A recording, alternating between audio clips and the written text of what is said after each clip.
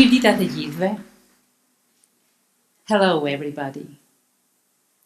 I'm overjoyed to be here with you today in my homeland and share with you my thoughts on what I believe to be a significant change on how we manage social and organizational change. Being a change practitioner, I started my change management experience here in Tirana with a student movement in 1990.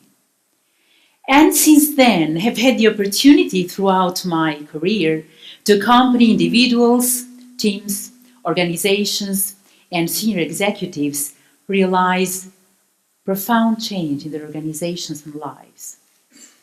The hot topic in any change initiative is: how do we create engagement? How do we make people care? How can we create meaningful change? Well, Change Crowdsourcing addresses this. Let me illustrate. Imagine for a while you are the mayor of the city. You've got all the power. It's a city with high pollution. It's a problem for the business and the civilians. And your vision as the mayor of the city is to make out of your city a green city. To achieve that, you can pursue two different strategies.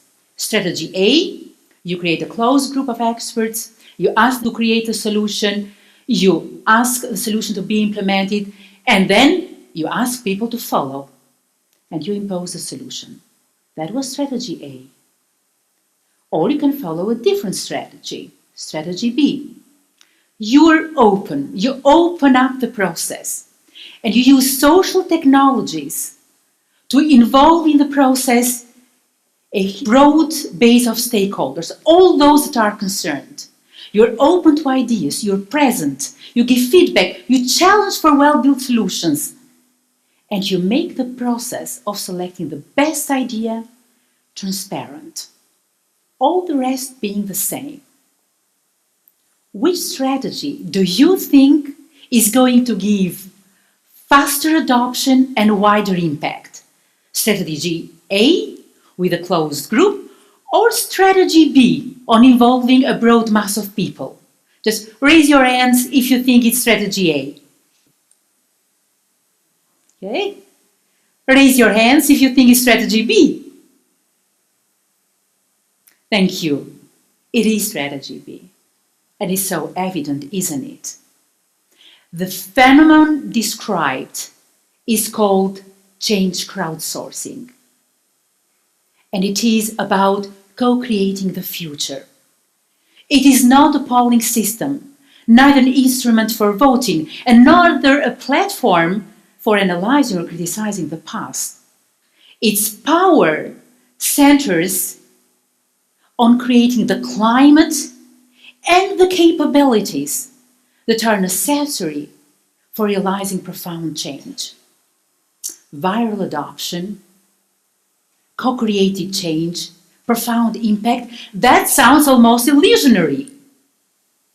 I'm here to share with you what I believe can make this strategy go beyond a mere illusion. Now, what would make you, as the mayor of the city, to go for this strategy? Basically, you want to make change happen, and you want to be leading it. With 70% of change initiatives failing, if you want to achieve something you never achieved, you better try out something you never did. The outburst of the social technologies and the entering in the workforce of a generation that has got digital in their DNA is creating new horizons, immense opportunities for managing change better, for managing change differently. Now, what are the benefits that we can expect from these kind of strategies, for those social strategies, as they're differently called? Well, the first one, engagement. Ask your people to use bikes instead of cars, and they will most probably revolt There may be different reasons, but of course they will do that. They probably cannot invest on new bikes. Then you will have even more higher pollution because the cars will not be used and have to be parked somewhere. The safety of the bikers is not assured on the roads either. Then the car dealers will not be happy either. They're losing their jobs, and so on. But involve them in designing solutions on how to make the city greener. And not only you'll benefit from the best ideas ever, but the likelihood of their adoption is much higher. Why? Why? Because it has got the footprint of all those that are concerned. So, engagement, the first benefit. Benefit 2, speed, size, and proficiency. The 3 key indicators of any successful change. When people participate, giving ideas on how to create the future, the very first thing that happens is we create awareness. And using social technologies, we don't reach just 10, 20, 100,000 people. We can reach millions of people in a matter of seconds. Now imagine on the impact that has got on awareness. But when we participate next to that, we allow for a natural emergence of what is called a burning platform, a burning desire for changing the status of affairs. And that in itself is not based, as we are used to, on fear of failure or on criticism and finger pointing, but rather on looking ahead towards the future, on working together towards a commonly embraced vision. This creates speed and massive outreach in change. Now, when we participate, what do? We share knowledge. We create new skills. That in itself is a huge context for improving the proficiency of change. We are halfway in the change just because we are participating in creating it. So, speed, size, proficiency, the 3 key indicators of any change. The third benefit is related to creating jobs and growth. 7, 8 years ago, when my team gathered together Friday evenings to play innovation games, I thought they did that because they were young. It didn't take too long for me to realize that the 300% of yearly growth that we had was in big part due to the innovative spirit of a collaborative team that had learned to think outside the box. Change Crowdsourcing helps us as leaders to think and to operate outside the box. And it is this that is going to help in finding ways and means for creating jobs and growth. It also helps us as participants to create new skills, to market our skills better, and to increase our value in the job market. So, jobs and growth, the third benefit. The fourth one is related with creating a collaborative culture. Our competitive system is reaching its limits. The competitive mindset is depleting our natural human and spiritual resources. Co-creating the future is as much a call for survival as it is a gain in awareness that no one single company or organization can be successful in the long run, working in a closed circle or at the expense of the other.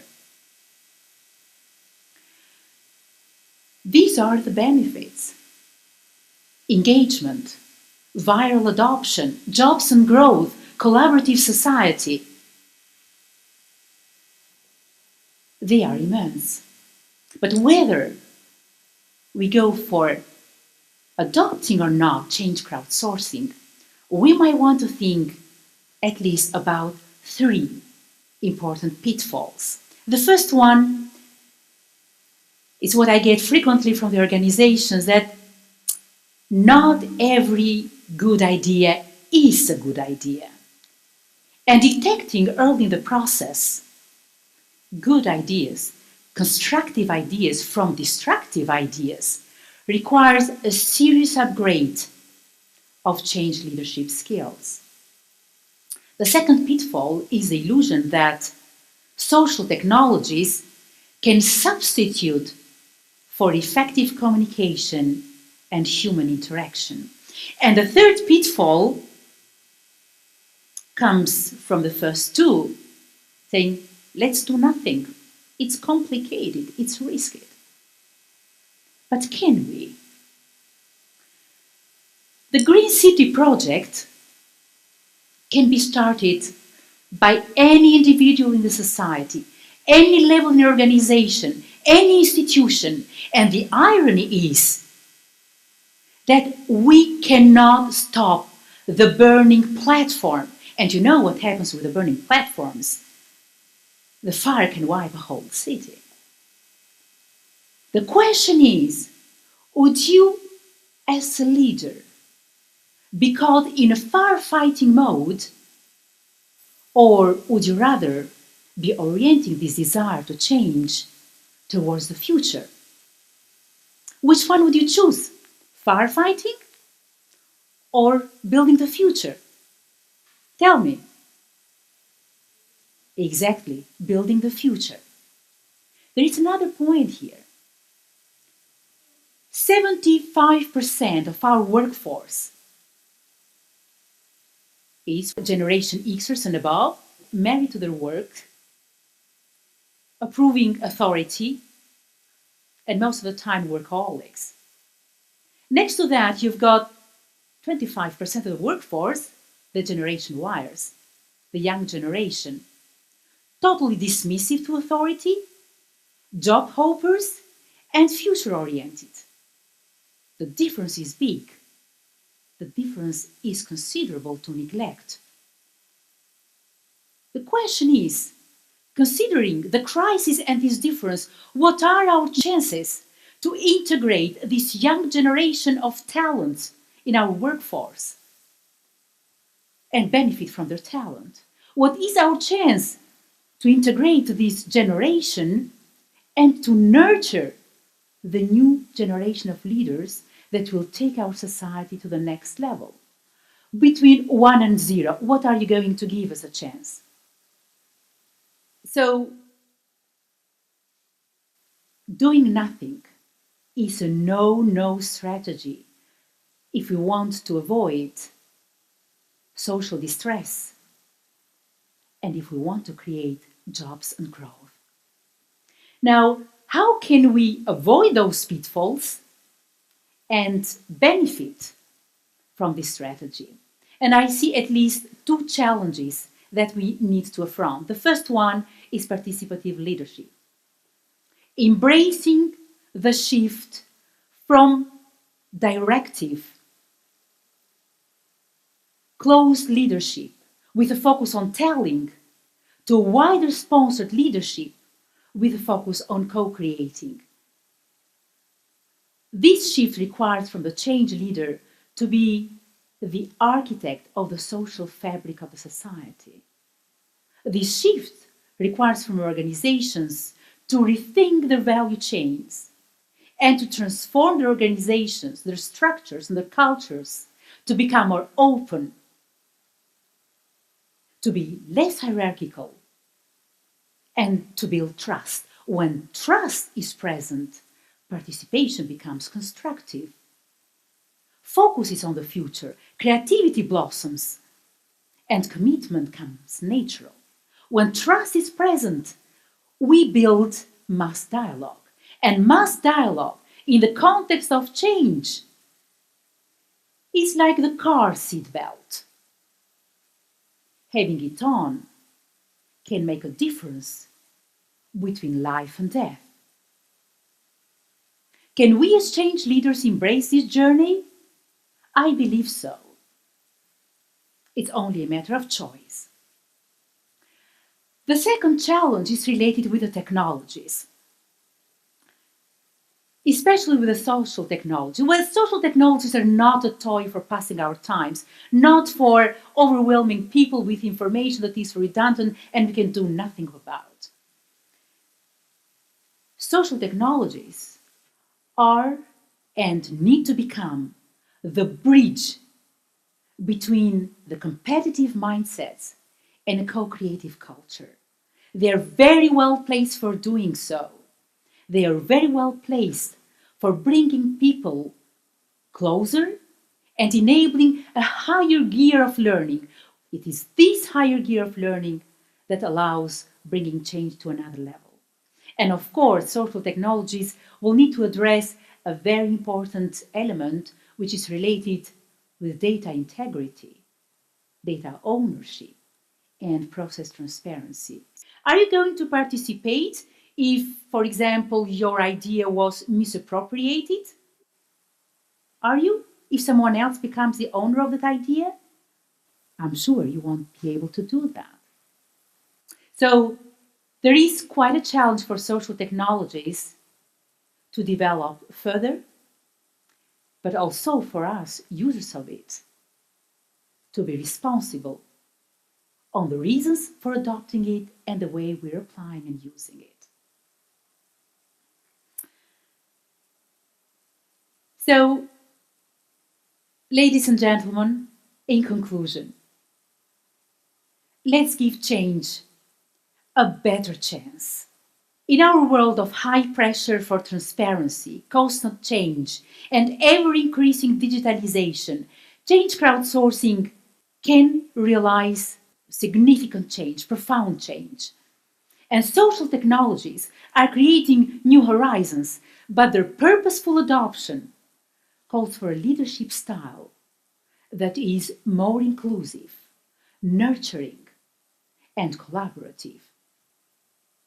Ultimately, the power of change crowdsourcing resides on the full and enthusiastic participation of volunteering individuals that are not afraid to share their thoughts and trust their contribution will be respected and serve to a better future. Creating these conditions is going to be the main challenge for taking change crowdsourcing beyond a mere illusion. We all have a role to play. Thank you.